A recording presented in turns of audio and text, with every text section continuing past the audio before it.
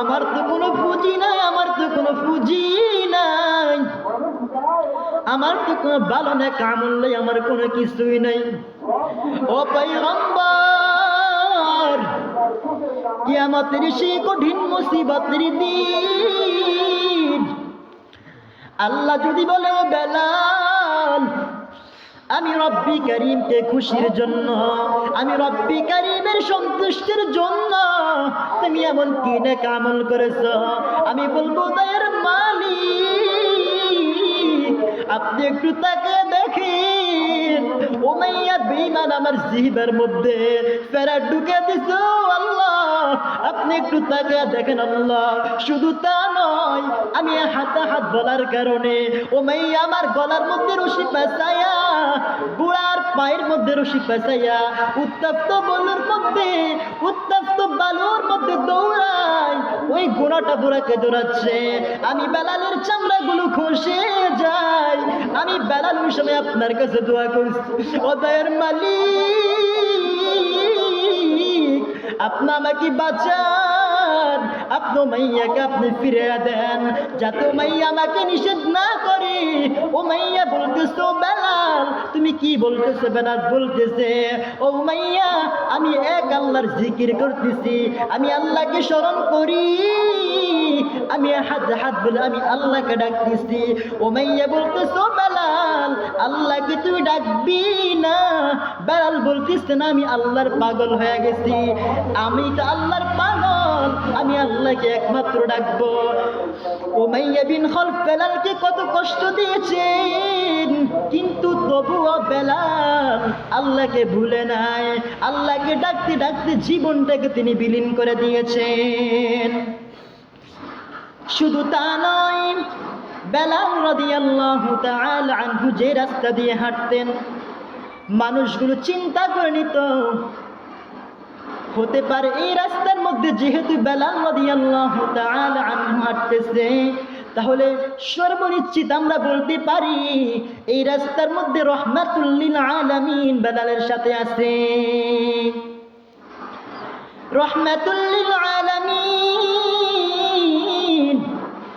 মক্কা বিজয়ের পর যখন তিনি মক্কার মধ্যে আসলেন, রহমাতুল লিল আলামিন মূর্তিগুলো তিনি ভেঙ্গে ভেঙ্গে ফেলে দেন। বাইতুল্লাহর মধ্যে ঢোকার পর উসমান রাদিয়াল্লাহু তাআলা আনহুকে বলতেছে, ও উসমান, এই বাইতুল্লাহকে তুমি জমজমের পানি দিয়ে ধুইয়া দাও। রহমাতুল লিল আলামিন মূর্তিগুলো ভেঙ্গে ভেঙ্গে ফেলে দেয়, কিছুক্ষণ কান্না করে, আবার কিছুক্ষণ মুস্কি মুস্কি হাসে। সাহাবায়ে কেরামরা বললেন, ও নবী, ও রহমাতুল লিল আলামিন, আপনার ব্যাপার কি আমরা কিছুই বুঝলাম না, আপনি কিছুক্ষণ কান্না করেন, আবার আপনি কিছুক্ষণ মুস্কি মুস্কি হাসেন। রহমাতুল লিল আলামিন বলতেছে, ও সাহাবায়ে কেরাম, এই বেঈমান দুশমন, মক্কার বেঈমান দুশমন আমাকে মক্কার মধ্যে থাকতে দেয় নাই, আমি বাইতুল্লাহ ধরে কত কান্না করেছি মালিক, এই মক্কার মধ্যে কি আমি আর থাকতে পারবো না? আমি মদিনার মধ্যে আমি আবু বকরকে নিয়ে আমি হিজরত করি, আমার সেই কষ্টের দিন আমি ভুলতে পারি না। আমি বাইতুল্লাহকে ধরে কত কান্না করেছি রে মালিক, আপনি ছাড়া আমার কেহ নাই রে আল্লাহ, এই মক্কাকে আল্লাহ আপনি বিজয় করে দেন, আমি এতদিন এই আশায় ছিলাম।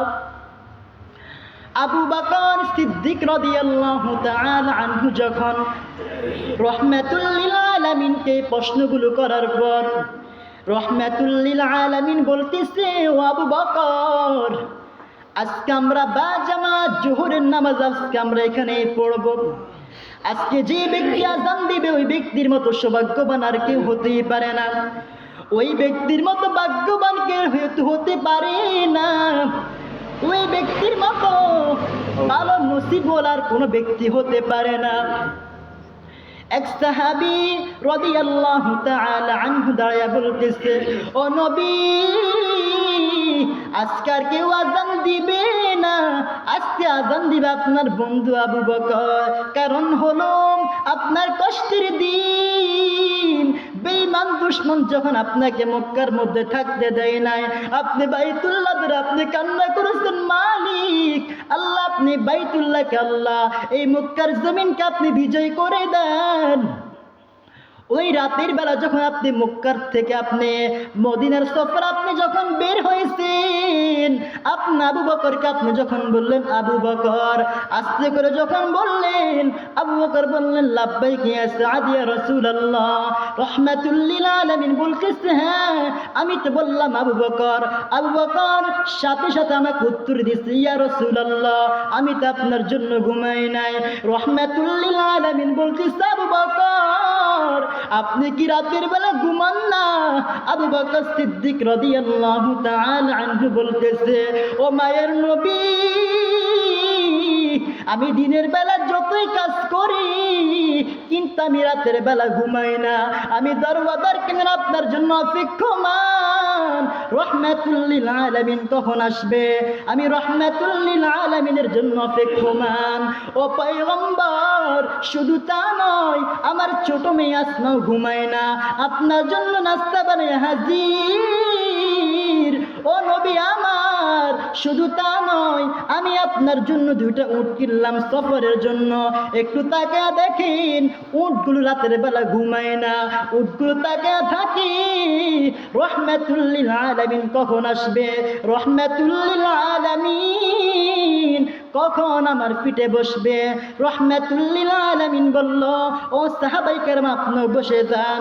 অন্য আরেকজন সাহাবায়ে কেরাম রাদিয়াল্লাহু তাআলা আনহু দাঁড়ায় গেছে, বলতেছে ও নবী আজকার কে আযান দিবে না, আজকে আযান দিবে খলিফাতুল মুসলিমিন হযরত ওমর। কারণ হচ্ছে আপনি যখন 39 জন আপনি যখন মুসলমানদেরকে নিয়ে আপনি নামাজ পড়তে পারেন না, আপনি ওপেন হতে পারেন না, আপনি কোরআন তেলাওয়াত করতে পারেন না, আপনি জিকির করতে পারেন না, 40 নম্বরে খলিফাতুল মুসলিমিন ওমর আসিয়া আপনাকে হত্যা করবে। আপনার সোহবতে থাকিয়া সে এমন হেদায়েতের প্রাপ্ত হয়ে গেছে, এখন সে বাইতুল্লাহর পাশে দাঁড়ায় বলতেছে ও বেঈমান দুশমন আমি ইসলাম ধর্ম গ্রহণ করে ফেললাম। কোন বেঈমান দুশমন তোর মায়ের বুক খালি করতে চাও, আমি ওমরের সামনে দাঁড়ায়া যাও। ও পয়গম্বর ওই ওমর রাদিয়াল্লাহু তাআলা আনহু ওই দিন আপনার যে উপকার করেছেন, রাহমাতুল লিল আলামিন বলতেছে আপনিও বসেন। অন্য আরেকজন সাহাবায়ে কেরাম রাদিয়াল্লাহু তাআলা আনহু দাঁড়ায় গেছে, বলতেছে ও নবী আমার আজকে আযান আর কেউ দিবে না, আজকে আযান দিবে উসমান রাদিয়াল্লাহু তাআলা আনহু। কারণ হলো আপনি তো তার গুণগান করে আপনি তো নিজেই বলেছেন লিকুল্লি নাবিয়্যিন রাফিকিন ওয়া রাফিকিন ইয়ানি ফিল জান্নাতি উসমানা। ও পয়গম্বর জান্নাতের মধ্যে সকল নবীদের একজন একজন করে বন্ধু হবে, আপনার বন্ধু হবে উসমান রাদিয়াল্লাহু তাআলা আনহু। ও পয়গম্বর আজকে উসমান ছাড়া আর কেউ আযান দিবে না। আল্লাহ তাআলা বলেন ও জিবরাইল যাও যাও আমার বন্ধুকে তুমি সুসংবাদ জানিয়ে দাও, আজকে আবু বকরের কণ্ঠে আযান হবে না, আজকে ওমরের কণ্ঠে আজকে আযান হবে না, আজকে উসমানের কণ্ঠে আজকে আযান হবে না, আজকে আযান হবে বেলালের কণ্ঠে, যে বেলাল কথা বলতে পারে না।